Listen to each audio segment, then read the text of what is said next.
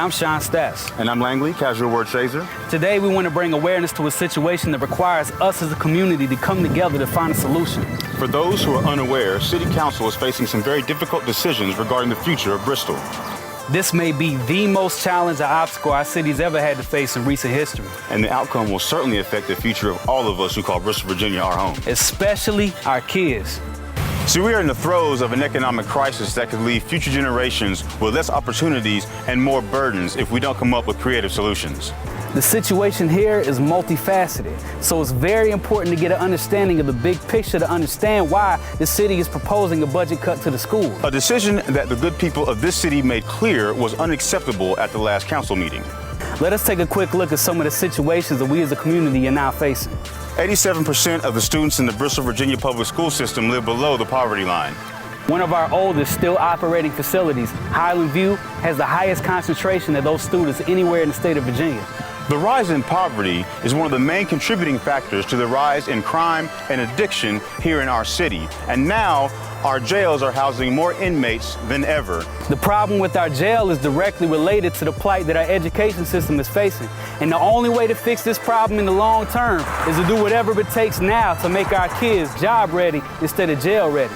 The next issue is our landfill. If we were able to find a way to relieve ourselves of the financial burden created here, then it would remove the need for many of the other proposed budget cuts.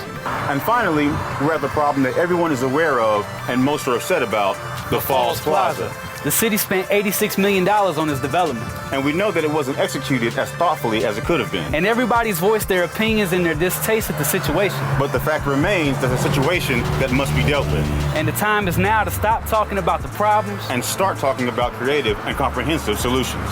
We have 4 years to prepare for the first payment on the bonds that cover this development. This payment is in the amount of $2.4 million. That amount will then have to be paid every year until 2044.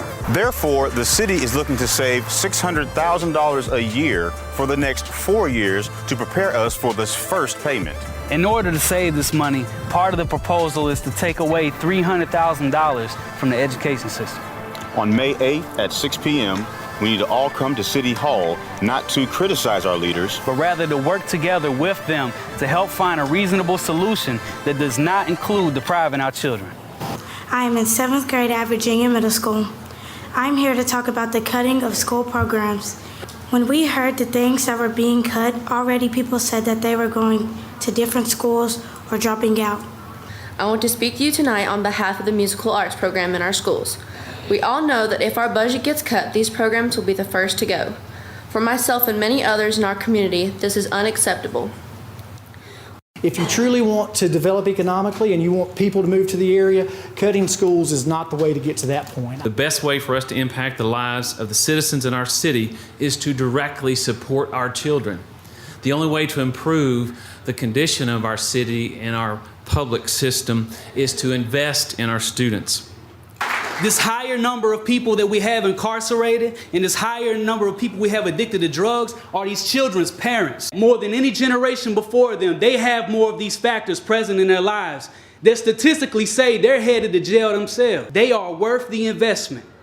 And if we don't invest there first, this $50-some million we have to pay back over the next 22 years, who they're going to be the ones paying it, they're not going to be able to do it anyways.